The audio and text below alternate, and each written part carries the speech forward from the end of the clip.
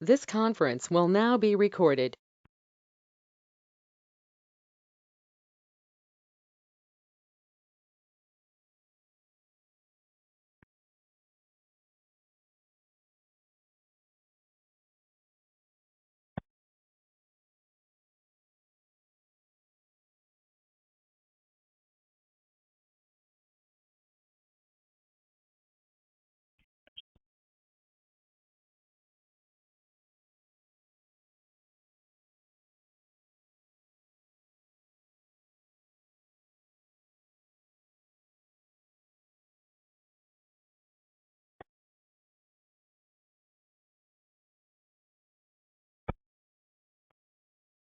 Hello there, good morning and good evening.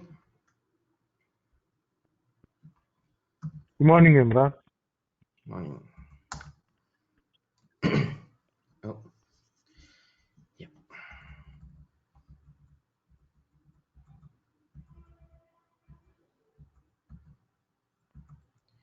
Filters, right.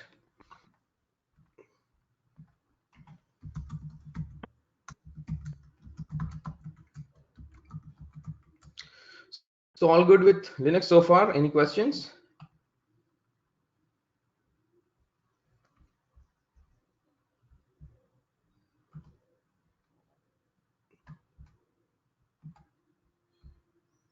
Hello. Yes.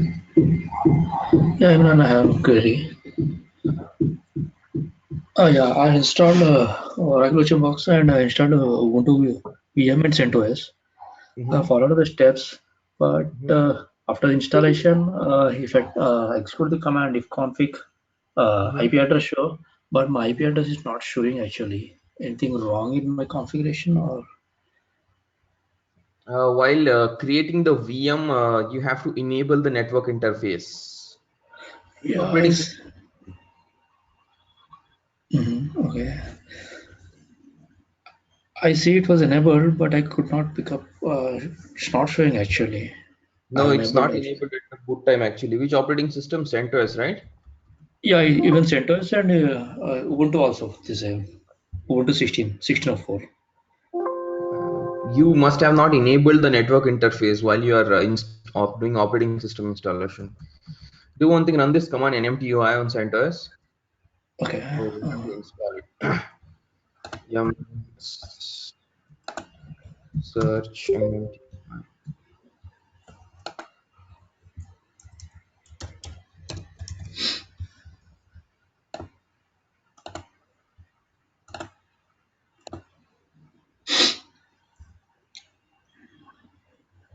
That's CentOS nmtui not working there. CentOS search.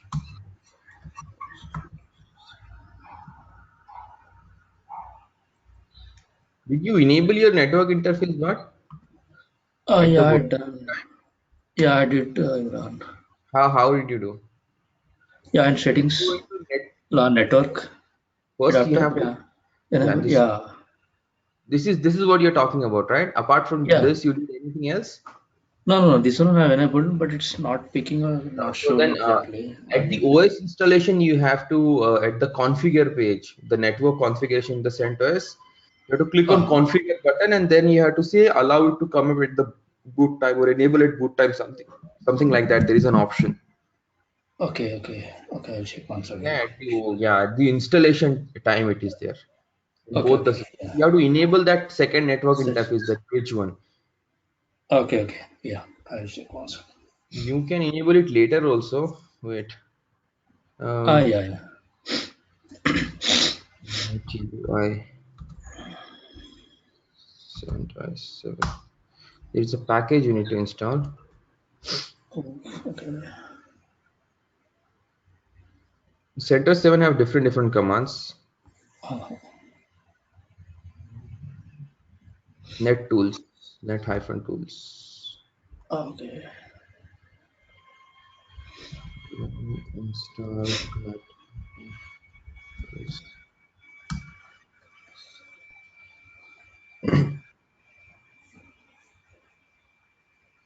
And excuse me, you're doing it now after so long, so many days? No, already it was done, but it's not picking. Just when I tap the command, it was not picking up the IP address. So that's the reason I'm asking. I've already installed. It's already installed, still not working. Duplicate nettools LSOF BAS completion.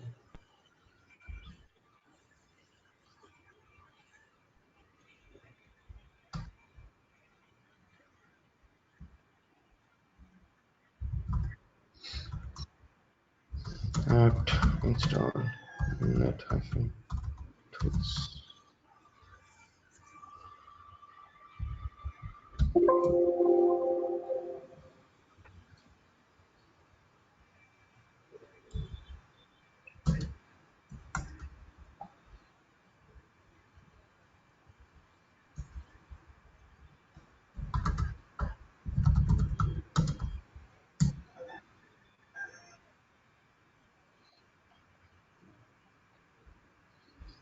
Mhm.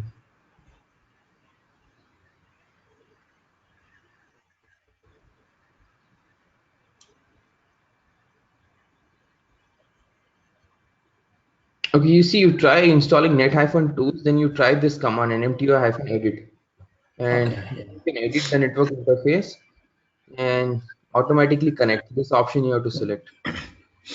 Okay. Yeah. Okay, I will see the package name actually. It was NetTools only, but I don't know why it's not working now. Okay. No issues. Yeah. Okay. Right. Good, all joined. Okay, I'll show you, man. Today we'll see. So we're seeing grep. Grep is very useful to search a text from the file or n number of files. There are few more filter options, filter commands. Um, some are editors, read editors like less. So like if you do, so if you want to read a file, you have two options. Of so far you have seen you can do cat that prints all the output, and then you have vi. You can open the file into vim editor. But let's say you don't want to open the file in vim editor. You don't want to edit it. You just want to read it. So you can use less and the file name. Now this opens up file, so it doesn't quit the file. So you can use down arrow and up arrow. But this is not an editor. You can't edit it. This is just a reader. And you the search also work here. You can say / and you can search for something like echo. Okay, very famous read editor. If you want to come out of it, just type q. Okay, so it displays the page wise. This one more like that, huh? More similar to less. So it shows you line by line, and arrow doesn't work here. You have to hit enter to go down, and it shows the content percentage wise line by line. Once all the content read is done, it will quit. Or you can just say q to quit from this. It's also a reader. Okay, choose which one you like. I like less more than more. Yeah, how's that? Less, this I like it. More than more. Come on. Yeah, so these are some readers. We have few other things like head, and any file name you take, head will display the first 10 lines of the file. If you want to just display first 2 lines of the file, so you can say head -2 like that. How many number of lines you want to see? If you want to see first 20 lines, like that. Useful commands. Like that, we have also tail, last 10 lines. Okay, or if you want to just see last 1 line, you can give the number minus sign and the number. Okay, that many lines you can see. This is very useful command, especially used to see logs and all. Logs gets updated at the end of the file. So what happened currently you can see with the tail command. Tail comes also with one more option, -f log messages. So any log file you want to see dynamically getting updated. If something happens, it gets this log file or any file, any text file gets dynamically updated. You can see that content with tail-f. Okay, very useful for logs, reading logs when you do troubleshooting. That case, tail-f option, or you can use just the tailf command also. Tailf var log messages. Okay, you can with tail-f option you can tail multiple files also, like that. So here it's var log and here it's anaconda. These files are not getting updated automatically. If it gets updated, you can see the content. And we'll use that so many times.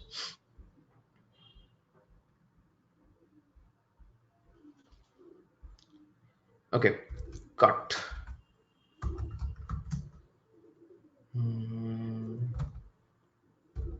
I will take that one only. Etc passwd file. This is a file which contains user information from your Linux system. All the users, like you see Vagrant, it's a user, and it has a lot of information like user ID, group ID, some information, home directory, shell, all that information, and like that. All the users, even including the root user information, will be in this file. And in this file, the first column is the username. Okay, second column is a X that represents some password. Then user ID. Okay, then the next column, yeah, next column separated by colon. Okay, its columns are separated by colon. I always had difficult time saying this one. Okay, but here the separator is colon. Okay, that you have to understand. Now I want to search for a line. Cat etc passwd. I want to see whether, okay, this is a pipe symbol, pipe, vertical line. This is called as a pipe. This command, this connects left hand side command with the right hand side command. Right hand side I'm going to give grep, I'll say Vagrant. So what will happen when I do pipe? All the output that is coming from this command will come as an input to this command. You know, to the grep command you have to provide a file as an argument, as an input. File means you want to provide some text content, right? So it will search this keyword from the text content. So this command output will be coming as an input to this command. So it will search the word grep from all that output it found. But now let's say I only want the user ID, okay, which is the third field or third column separated by colon. Well, why I'm saying colon again and again, you'll understand this now. So it's a command cut. You can pipe commands one after the other, okay, by using the symbol. This is piping symbol, okay. Cut -d. We specify delimiter colon. This separator is called as delimiter. In some files like CSV file and all, okay, I'll tell you. Hold on a second. Like CSV file or Excel sheet and all, there will be always separators. Sometimes comma, sometimes space, sometimes colon. Here the separator is colon. So -d means delimiter or the separator. You specify the separator and you say -f field f1. This means field 1 or field 2. You see that? Field 3, which is giving me this third field. Okay, let's come again. We know if I do cat etc passwd, it prints all the file. from all that file, I only want to search grep for vagrant, a line that has the vagrant, so it will print just that line. Okay, so it printed only the line which has the word vagrant. Then from that I will cut at the delimiter colon, and I want field 3. So it will give me the third field. Here delimiter is important. Okay, or you can use this one also, cut hyphen d, the beginning cut hyphen d delimiter hyphen f1 etc pass wd, because that will show first field of this entire file. Okay, certainly we won't be interested in such thing, or we may, who knows. Understood? Piping connects, here you have seen two things, pipe and cut. Pipe connects two Linux commands together. Connects as in it takes the input from the left hand side and supply it, it takes the output from the left hand side and supply it as an input to the right hand side command. Okay, that's the essence of pipe. Okay, search and replace first. Let me show you search and replace in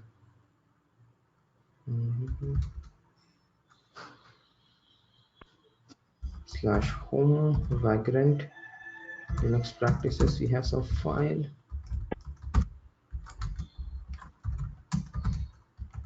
Okay, metals.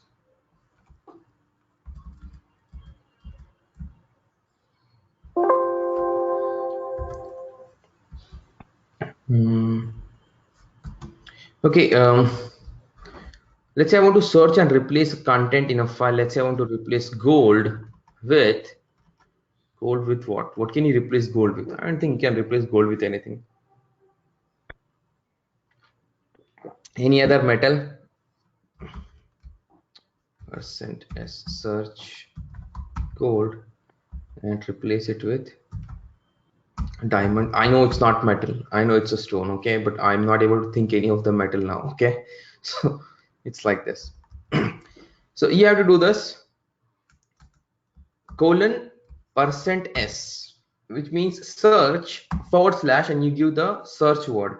In between these two lines you give the word that you want to search, gold, and replace it with diamond / g means globally.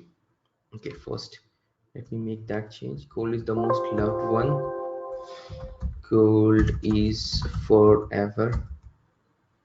I'm purposefully writing that line, because they say diamond is forever.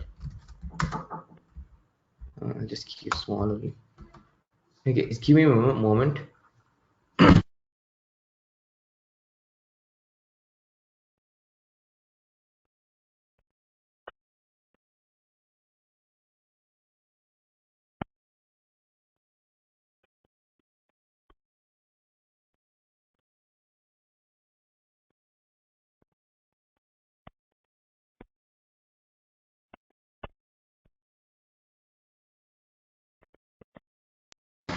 Yeah, sorry about that. So I want to search for %s, search for gold, and replace it with diamond / and hit enter.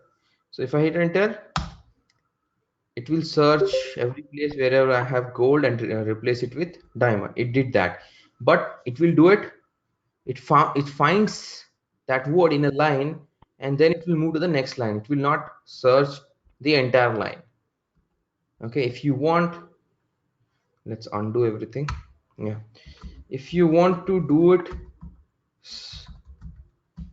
for the entire line or all the lines and everywhere, you say -g globally.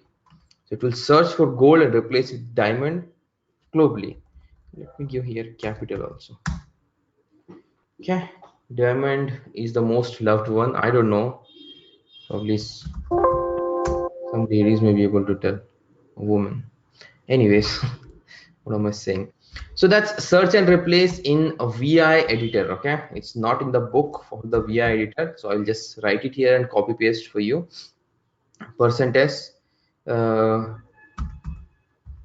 search string, and you say replace string. By the way, string in general in DevOps means a text word. Okay, text word or a text sentence, alphabetical. Okay, that's what string means. We use this word string a lot. Home. Yeah. Search and replace will be very helpful for us because we'll be writing hundreds of lines of codes and files, and we may need to replace some content sometimes. Okay, there's one more way of search and replace, which is through sed. Yeah, it's possible that way also. Okay, there are so many possibilities. We can just select the number of lines from here to that line, the comma number of lines, and then we can do the search and replace. That's also possible. Sed search for, let's say, diamond, and replace it with gold /g. This is also one more way through sed command. You see now all the diamond is replaced with the gold. Okay, but this command, when I executed, it didn't make any change to the file. Just printed the output, but the file still has diamond. See that? So if you want to make change, then we give an option -I. This time it will not print on the screen, it will actually make the change. So my suggestion, if you're doing something like this with sed, first check the output. If you're good with that, then only say yes, okay, -I, and make the change to the file. Now all the diamond is replaced with the gold. See? Okay. So there are two ways for search and replace: sed and through the VIM editor. But with sed, you can give regular expressions also. You can give like star, multiple file at once. Okay. So who is that? Knock, knock, knock, knock. Badri. Mute yourself, Baba. If you have question, unmute. Purpose of tilde means it's a symbol of home directory. Purpose, like, let's say, there's something here. Okay, there's a file, new file.txt here in the temp directory. Okay, I'm in temp directory. I want to copy it to my home directory. So I can say cp new file, and like that. That means /home/ this means /root for the root user. So that's how we can use it to copying files, moving files in a script.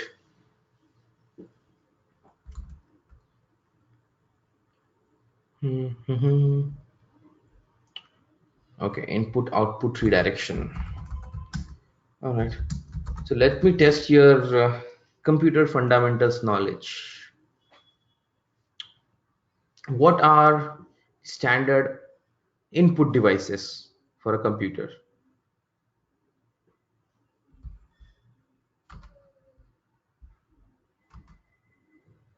Keyboard. Okay, that's right. Yeah, mouse is also, yes.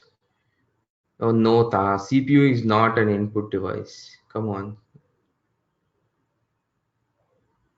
Keyboard and mouse, that's all. Any other input device? Standard input devices. USB, no. Yeah, it can be kind of, depends on how you're reading it. Can be output also. It's a port, okay? It's not a device. Man, you people are very bad with computer fundamentals, seriously.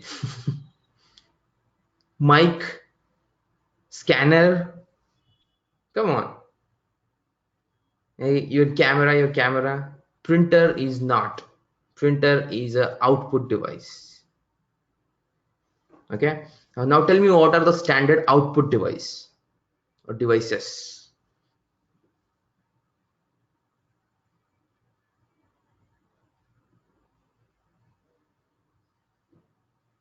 Are you people serious? Standard output devices? Screen, yeah. Monitor, speaker, yes. That's it. Only one guy know it. Display, printer, speaker, yeah. Monitor, right? Our screen. Printer is there. Speaker is there. Yeah, fine. That's fair enough. Projector, okay, yeah. Now that's again monitor, okay. The output, the display. Fingerprint sensors. Fingerprint sensor, I believe it can be. It's an input device, right? I don't know how to categorize that. Anyways, one thing is for sure, your screen is a standard output device. Yeah, right.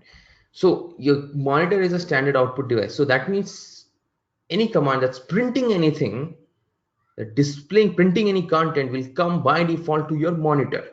But when you want to print something on a paper, then it can be redirected to a printer. Okay, the concept of printing is the output of a file, the display, the content of a file will be redirected to printer, and printer, as soon as it receives that content, prints on a paper. That's the concept. So that means the output can be redirected. So if I say cat etc passwd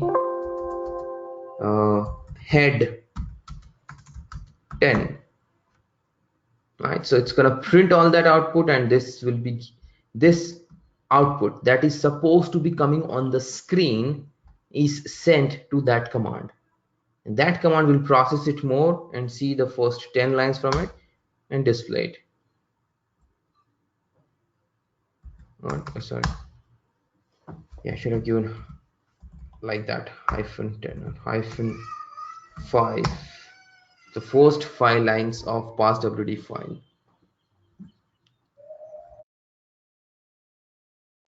Right, so one more way is, let's see, head 5 lines of our metals file, home, vagrant, linux practices, text files, metals.txt, yeah.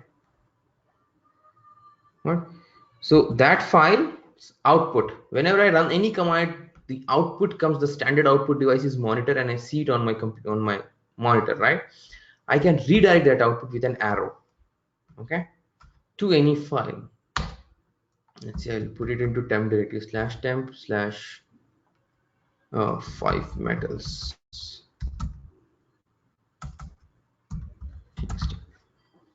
Now you see, when I run that command, the output will not come to the screen, it will go to a file. Wrong command, -5. Okay, like that. I check any command. You see, the first 5 lines came into this file. Okay, I'm doing anything, I'm running a command free-m, which is going to show the RAM size. Okay, we'll understand this command later. I can redirect it out, its output to a file. RAM swap.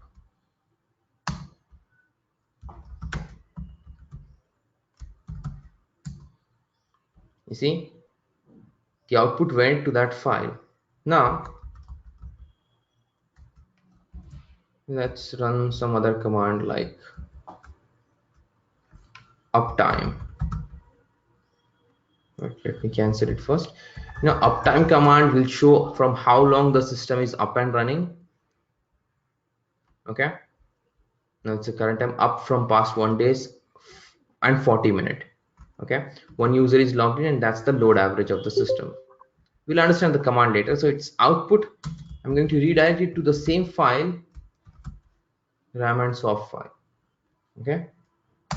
So when I do that, that file already had some data.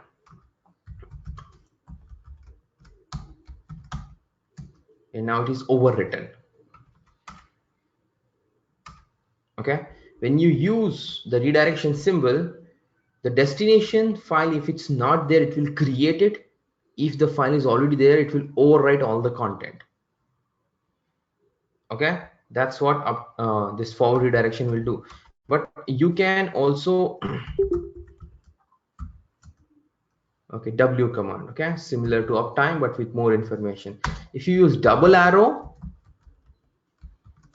then it will append the content, not overwrite it.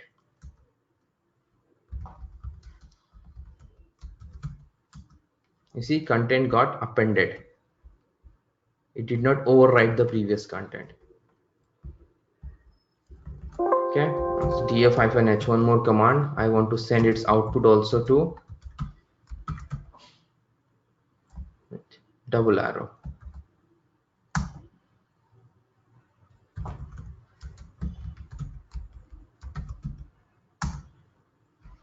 You see, appended, the content is appended with double arrow. So safest option is always double arrow redirection. Okay, this is called as output redirection and appended to a file. You know how log files are created? Every process, every service that is running in your computer generates some output. It is programmed by the developers that it will return some output, but that output, if it's running in the background, there is no way to see that output. But we use redirection symbols like this and redirect it to a file. Those files are called as log file. We'll do this a lot. We write our scripts and we run it in the background. Okay, but we want the output to be stored into some file feed to troubleshoot later. You should know what's happening when your script is getting executed.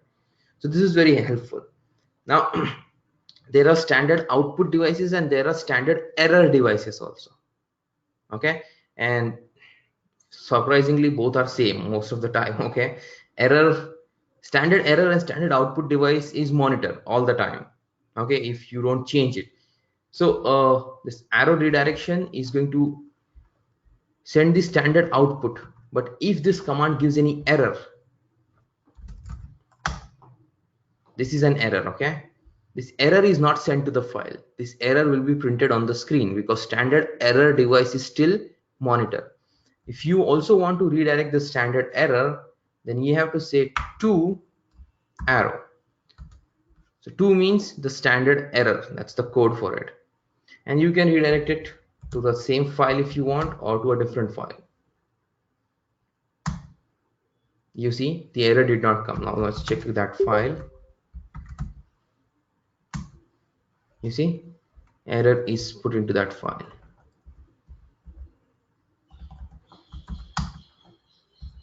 Probably we'll make change to a mistake. You see, now we executed that error, we got error 2 times, so it redirected the error and then redirected the output also when we fix that problem. So now output goes to the same file and error also goes to the same file. Sometimes you can put it to 2 different files. You know, sometimes you have one log for error log file separate and info log file separate. Okay, so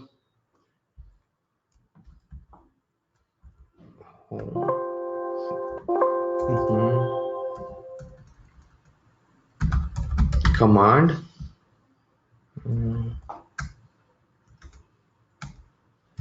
file path for output, file path for error. Okay, this is what you're going to try too much today. Okay, this will be very helpful for us in scripting and all. So make sure you learn this. Okay, to arrow means append. Single arrow means just redirection, overwrite. Right? This is not in the book. So make sure you do it, practice it. Okay, piping I have already shown you. That you have to decide, Taha. You have to create separate logs, put everything in one file. That's your decision. It's going to be your scripts moving forward.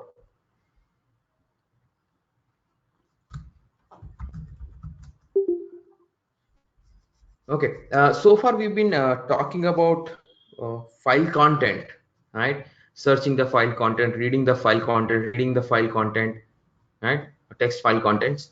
But if you want to find the file itself, then you have find command. Okay, find. If you're looking for the file itself, you don't know where it is located. For example, metals.txt. I have no idea where it is. But I know this much, that it's in home directory of some user. So I can run my search find in home directory -name. That means I'm now I can specify the name of a file, metals dot. Now I don't know the extension is txt or xyz or whatever, so I can use star also. So every file that starts with the name metals and it's in the home directory, it will display its path. See that? You can even specify the root directory like this. But again, this will be searching it through the entire operating system. The search can be slow, and it will be slow, not can be, it will be slow, and it will put a lot of load on the system if there are too many files. So you better careful not to run this one in the root directory. Okay, now you're smart enough, you know what is what is content of what file. I'm fumbling again. You know what directory contains what. Yeah, that should be the right sentence. So what does etc contain? /etc.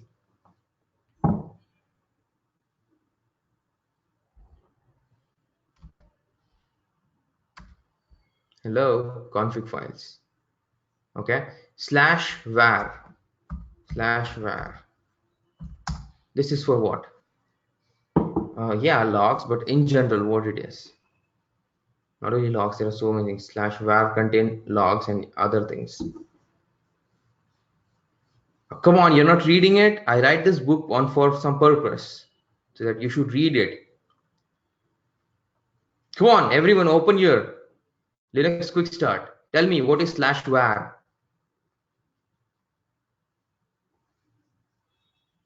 Only one guy knows it or what? Come on.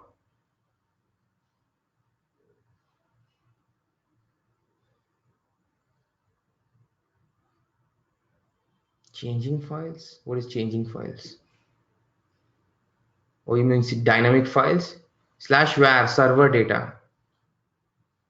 Seriously, Kiran is asking, can you ask the question once again?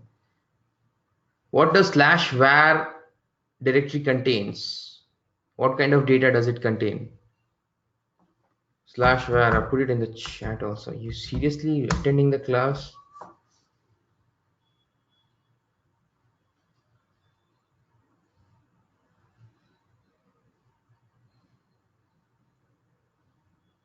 Everyone open your Linux Quick Start. Read.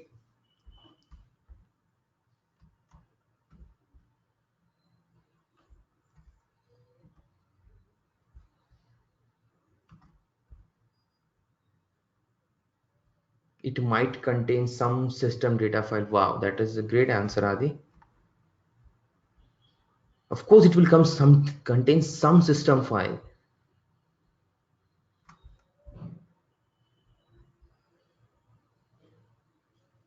Okay, keep reading.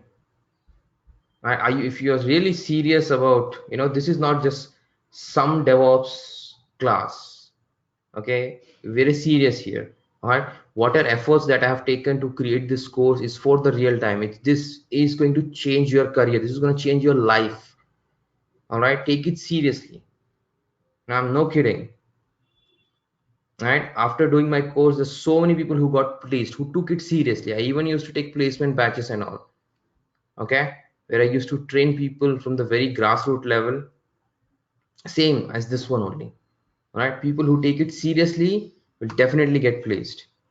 All right, or if they're already working in the same field, in same DevOps or build an Iris or something like that, okay, then they're going to grow beautifully. So please take it seriously.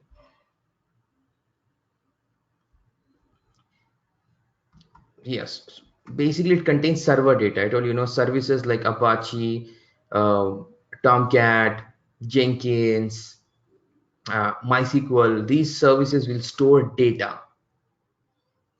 Okay, will have data, dynamic data, will get updated, deleted, created, okay, updated, added, removed.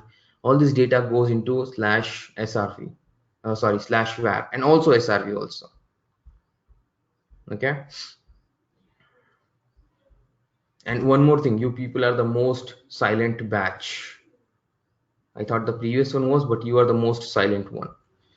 You people don't talk, you people don't answer questions. Are you all good? Are you following up whatever I'm saying?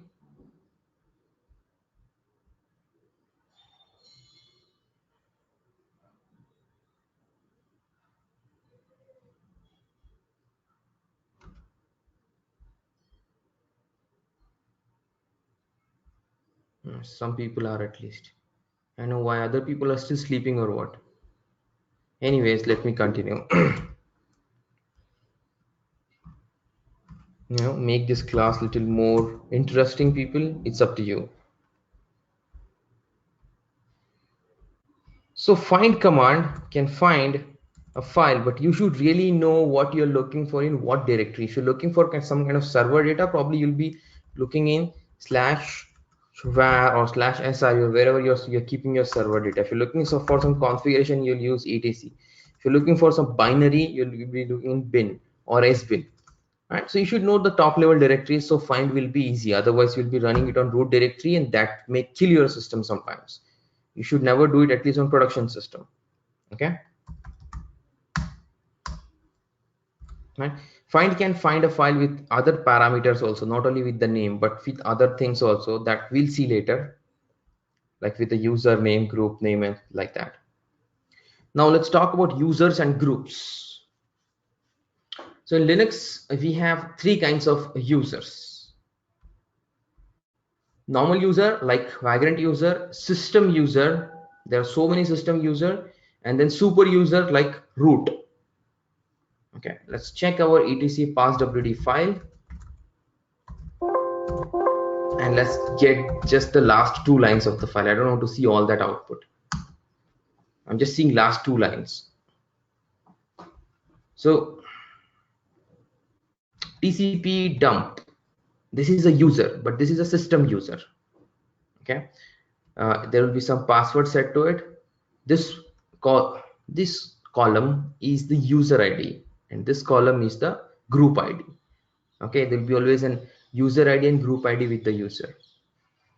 So this user also belongs to this group, a group with the ID 72. And then there will be some comment in between this colon, which is not specified.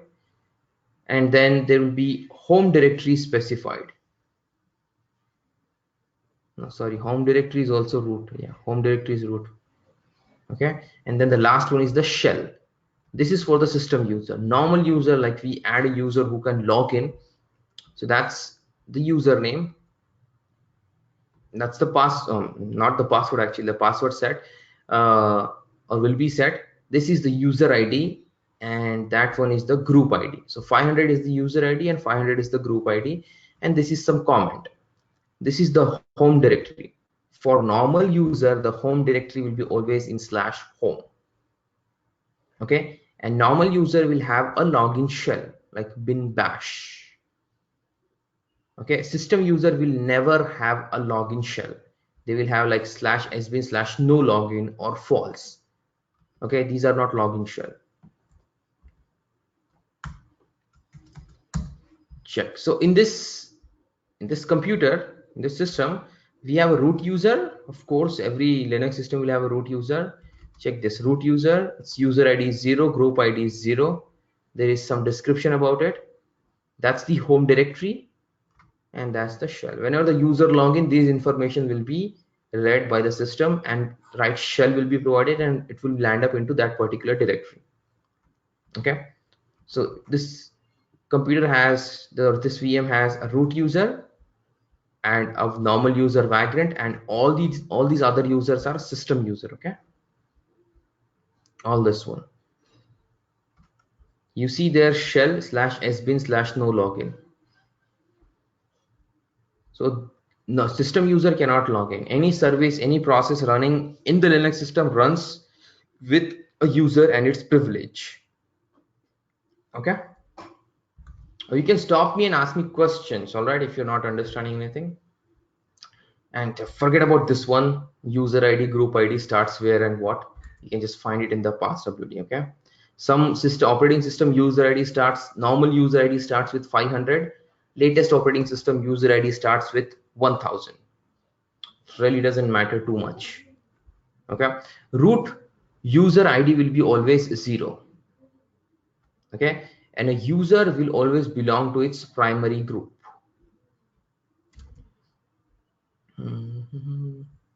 Yeah. So etc passwd file, this file will contains the information. There's one more file, etc shadow file. This file will contain password. Okay, you can see the password, but it will be encrypted, so no point, you will not understand anything. Okay, and only root user can see this one. And it has other information. Shadow file has other information, like when the password can be reset, or when can the user can be disabled, enabled, this kind of information. Okay, all right, enough talking, let's do some action. Is there any way to find out which one in system, which one is normal? Yeah, normal user will have a shell, system user will never have a shell. Has been no login. Normal user will have always a shell to login. That's why it's a normal user. See, there is not much difference between normal user and system user. System user is used by the system, that's why it's called a system user, and it will have no login shell. Otherwise, it's a user only. Okay, only it will not have a login shell. Its user ID will be less than 500 or less than 1000. These are some pointers you can use. Okay, shutdown user is used to shut down your system. You don't try that. This is going to shut down. This is when you run the command init6 or shutdown command or reboot command, it will execute that user, which will execute this file, which will shut down your computer. Okay, all right, now I am on CentOS machine. To check if you are on a Red Hat machine, there is a file etc Red Hat release. Every Red Hat based operating system will have this file, and this file will have the information of what operating system it is. So CentOS release 6.10. This file will be only available in Red Hat based system and not on Ubuntu system. So this is an Ubuntu system. In Ubuntu system, you will not have this file. Any Debian based system, any non-Red Hat system will not have this file. So in Debian system, to check the operating system, you have this command, lsb_release-a. So this will show you what operating system and what version. Now, why I'm suddenly showing you about the operating system name and version? Okay, because now moving forward, we'll have some differences in the commands.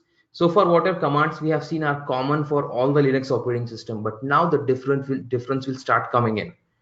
Okay, to add the user, we'll have little different commands. To maintain the user ID, group IDs, there will be different commands. So now it's time for us to understand on which operating system we are. Okay, so to our GPS locators, we have added one more command now. Now we have whoami command, we have ls command, right? And we have pwd command that will tell us who am I, where am I, and what is the content. You can add one more command there, etc red hat release if it's a Linux machine, or if it's Ubuntu lsb underscore release hyphen a. Also, you understand which operating system you're logged in and what version. Now versions are also, there are different commands. Okay, to manage services and all, we have different commands in latest operating system and little older operating system. So you have to be careful on which operating system you are. Okay, so let's start with CentOS 6. And I'm going to add a user here. To add a user, we have the command user add. And let's give a username, ice cold.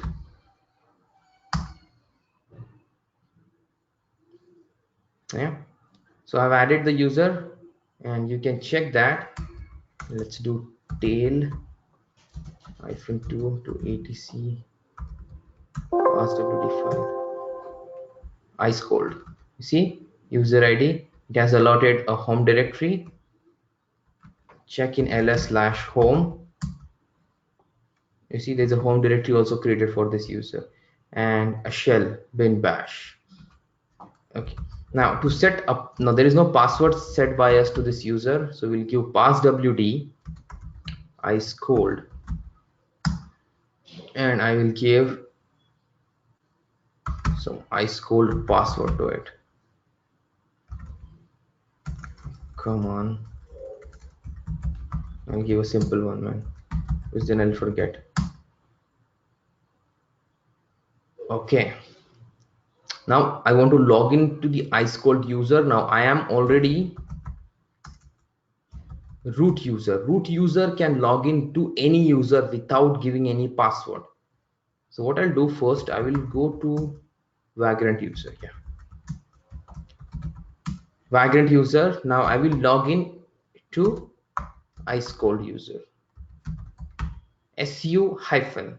Okay, so switch user hyphen means we'll also switch it to switch the home directory. So I'm from /home/vagrant, I will go to /home/ice cold. Now it will ask the password. Supply the password. Okay, logged in with ice cold user. Okay, now I would like to try one thing, sudo -i, that I'll explain you later. Now with Vagrant user, I do sudo -i, I become the root user. Now I'm ice cold user, and I do sudo -i. It's asking password for ice cold. Okay, I supply the password for ice cold. Okay, it threw me an error. Sudo ice cold is not in the sudoers file. This incident will be reported. Okay, only this much for sudoers. Now we'll come back to this. I just want you to try this one. What is that? Password is Vagrant password, right? For what? Are you kidding me? I have set ice cold user. I have set the password. How do you know what's the password? You're assuming passwords?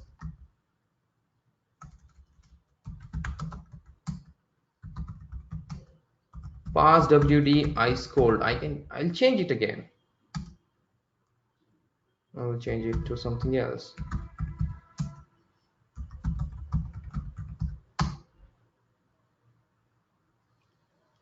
It's ice cold user password I have set.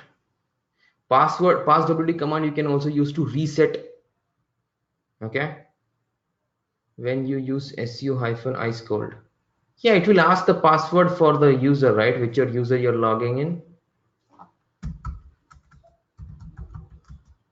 su-ice cold, it's asking password for the ice cold user. Of course, when you log into your bank account, you'll give password of your bank account or my bank account. You're right.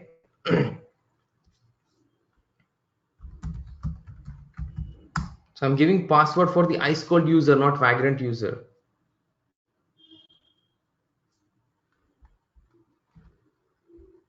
Okay, good. You should not quit until unless you don't get your answer. Okay. Exit to exit from that user. Now I am Vagrant user. I'll do sudo -i. So you want to know some information about the user, you can run a command id and the username. This is also one way. It will tell you what's the user ID of iScold, what's the group ID, and what are the groups. Now, one important thing, whenever you add a user, there will be a group that will also get added with the same name. Like I created a user called iScold, a group name iScold is also created. This is called as primary group. Okay, primary group gets created automatically when you create the user, and all the group information will be there in group file. So you see, this is not a user, this is a group iScold. Its group ID is 501. This is also a group, its group ID is 500.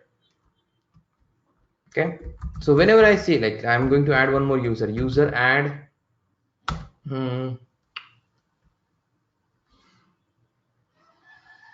what do I type now? You know, seriously, I get sometimes dream freezed. Freeze. Stone Cold. Yeah, Stone Cold is also nice. Stone Cold. And let's set password for Stone Cold. So now when I created this user add Stone Cold, we think it just created the user, but it does few things. It creates the user, it creates the home directory, it creates the group also with the same name, and it will add the user into that group.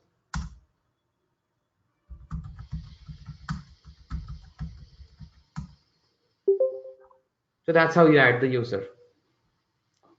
Now to add a group, ID Stone Cold. So user Stone Cold is part of the group Stone Cold. You can create your own group also. Group add, and let's name it as just cold. You know, ice cold, stone cold, everything will add it into cold.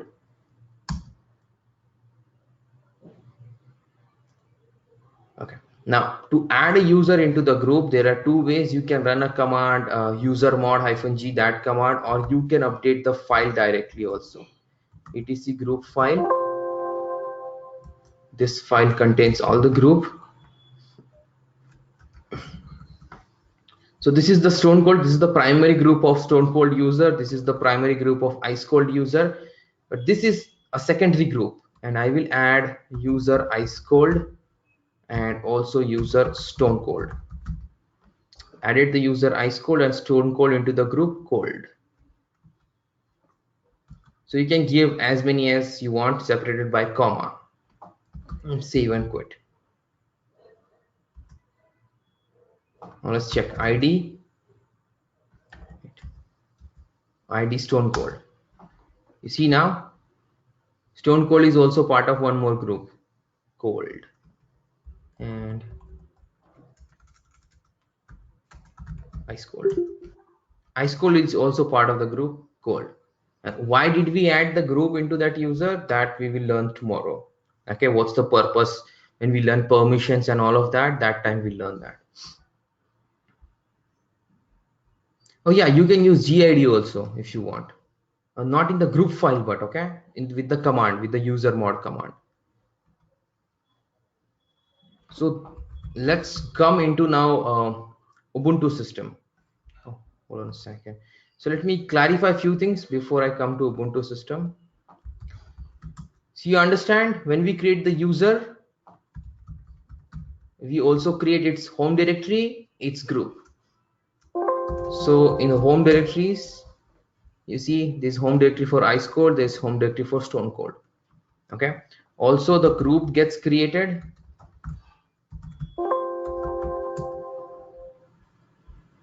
Okay, also the group gets created, the primary group, right? The user gets added, and then you can check its user's information from the passwd file or with the id command. Okay. Now let's come to Ubuntu system.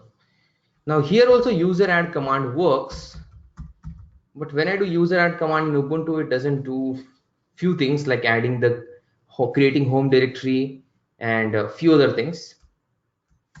Here the command is add user, just the opposite. And here let's add user, something related to cold again. Stone cold, ice cold, what else is cold? Probably severely cold. Okay, one more user, severely cold. So add user command. Now you watch this one. So it says adding the user, adding new group, creamstone. I thought that, but there is no ice in that. Huh? There is no cold in that.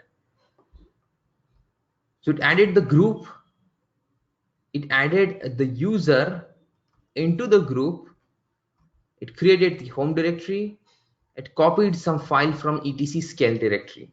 And I'll show you that what is scale directory. And now it is asking the password also. Now add user command is user add plus passwd command together rolled into one. Okay, and it will ask the password also. And actually more than that, now it will ask other information like your full name. Seriously, we never thought the full name of severely cold. Okay, room number, who gives room number really? Okay, the phone, it asks a lot of information. I'm just hitting enter. All this information is correct? Yes sir. So id is severely cold user got added. Wrong spelling. Yeah, I should not add such user with such long names. Okay, and its home directory must have been also created. Flu cold. Okay, stop that now. Okay, that's all. So by looking at this output, you can understand when a user gets created what all happens. But there's also one more thing that happens: copying files from etc scale directory. Now I've shown you one command, right? ls-a, and I told you there are some hidden files: .bash rc, .profile, .bash underscore history. Whenever you add a user, we added the user severely cold, right? And hopefully there is nothing in that directory. You see, nothing. But if I do ls-a, I will find some files here. These are hidden files. These files comes from /etc/scale directory. We go to etc scale. So whatever is the content in this directory scale, that will be copied to the user's home directory when it gets created. ls-a. You see, it's 3 hidden files. So whenever I create a user, yes, you can use user add command in Ubuntu. So when you create a user, all these 3 files gets copied to the user's home directory. This will be same with the CentOS also. Okay, let's go to /home ice cold. You see there are some files came into the ice cold, and it has come from etc scale directory. Now these files are very important. These files will set up prompt for you, write shell for you, write variables for you, and we'll later use this into bash scripting also.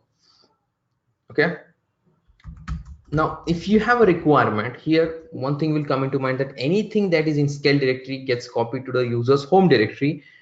So what if I want to give some file to every user that gets created, probably a welcome file, or I don't know, some script or something, or some command to get executed. So I can put that into etc scale directory. Wait, let me go to the Ubuntu because we were there. So I'm in etc scale directory, and if I create here anything, let's create a directory mkdir test scale dir, and let's create some file 1.5.txt. So I put some content into the scale directory. Now if I create a user, add user, okay, there's enough of cold, right? Too much of cold. I should give summer. add user summer, you see it says copying file from etc scale, right?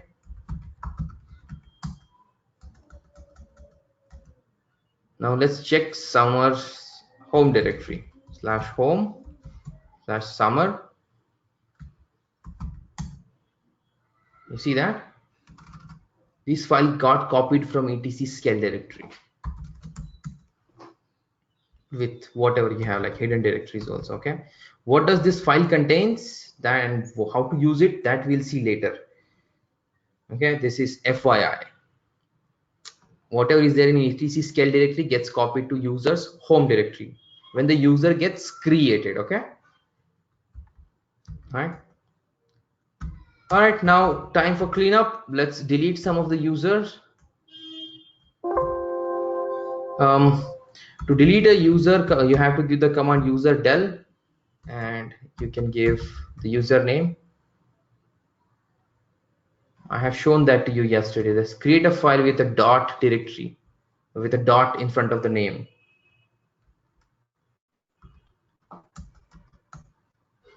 Let's say I'm creating a file, give a dot in front of the name. Hidden file. That's all. While creating, you have to give the name dot, file or directory, anything.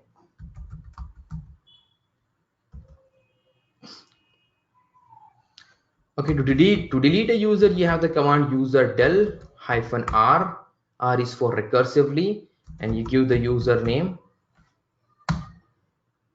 -r will remove everything, including its home directory, any email that it got, anything. Okay, everything will be removed. If you just give user del, if you don't give -r, like let's try here, user del ice cold, it will just delete the user, but its content will not get deleted. You see, ice cold home directory is still there. Whatever data it created, its mail or its logs, everything will be there. All right, so yeah, one more thing. Group del command to delete a group del cold.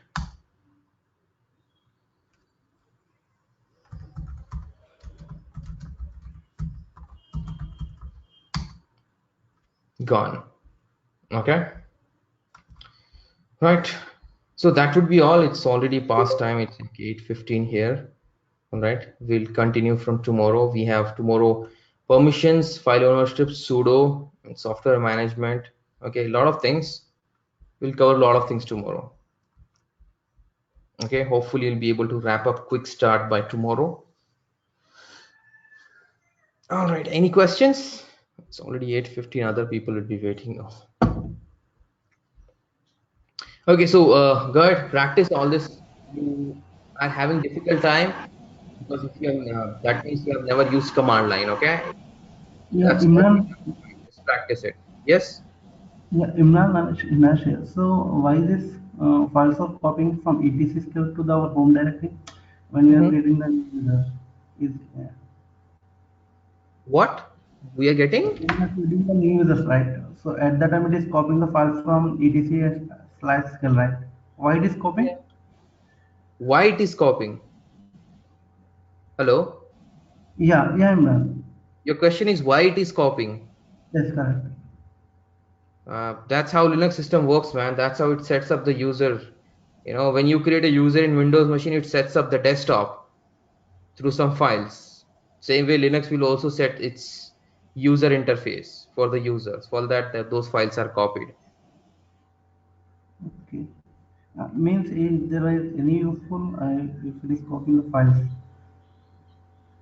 Of course, it's useful. That's why Linux system is doing it. When you create a user in Windows system, it sets a desktop. Desktop is useful, right? You log into the desktop. Yes, sir. Same way those files also does similar kind of thing. Okay.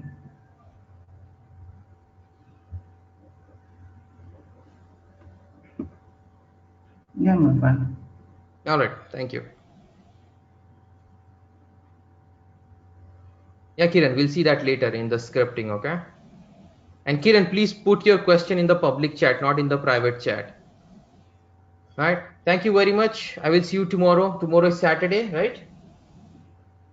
Tomorrow is class, okay? I'll see you. Take care. Bye-bye. Have a good day and night.